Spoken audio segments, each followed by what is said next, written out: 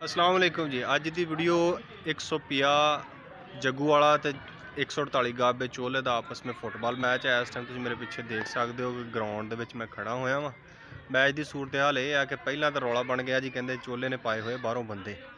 आखिर जी किद्दां पछाण लिया तुसीं बाहरों बंदे पाए हुए आ? सारे बंदे कहते जी चोले वाले झग्गे पाई फिरदे ते 2 बंदे किट पाई फिरदे, बंदे ही बाहर दे आ।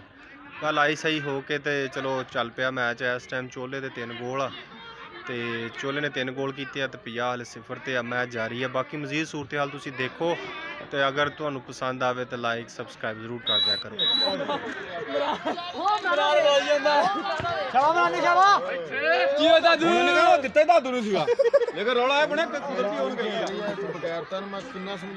हालांकि 2-2 किलो घ्यो भी भैन चोदां नूं लै के दित्ता, नहीं कुछ खांदे, नहीं कुछ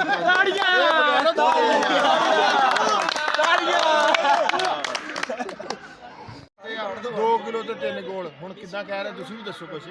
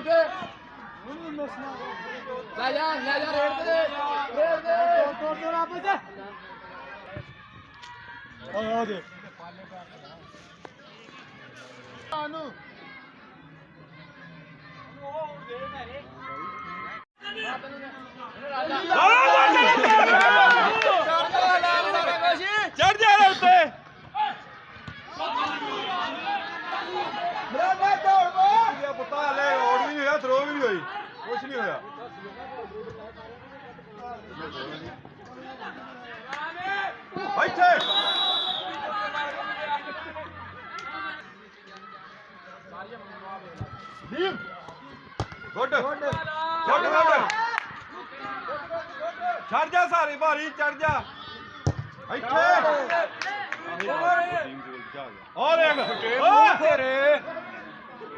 प्लेंटी प्लेंटी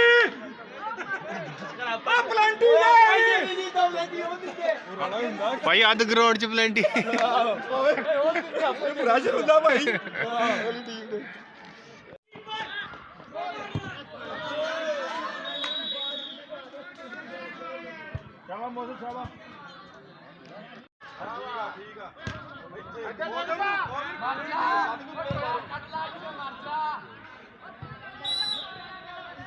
यार ये तो मच्छी टीम सर ना कोई नहीं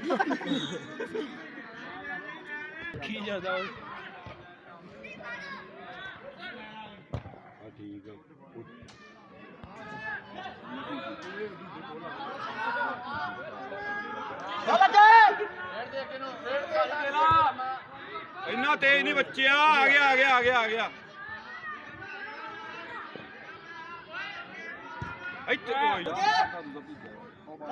केसर यही आ, ओदा काम नहीं ये है। जश्न हो, जश्न का इंतजाम हो, जश्न हो, चलो जश्न हो।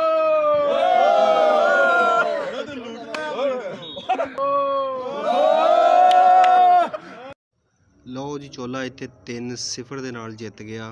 ਇੱਥੇ ਮਾੜੀ ਜੀ ਚਪਕਲਿਸ਼ ਹੋਈ ਸੀ, ਮੁੰਡਿਆਂ ਦੀ ਆਪਸ ਵਿੱਚ ਕਿਣਮਣ ਜੀ ਹੋ ਗਈ ਸੀ। ਮੁੰਡੇ ਨੇ ਇੱਕ ਨੇ ਗਾਲ ਕੱਢ ਦਿੱਤੀ ਸੀ। ਇੱਥੇ ਉਹਨਾਂ ਦੀ ਸੁਲਹ ਸਫਾਈ ਕਰਾਤੀ ਗਈ ਆ। ਖੈਰ ਖੁਸ਼ ਉਸਲੂਬੀ ਨਾਲ ਪੂਰਾ ਮੈਚ ਮੁਕੰਮਲ ਹੋ ਗਿਆ। ਚੋਲਾ ਜਿੱਤ ਗਿਆ ਜੀ।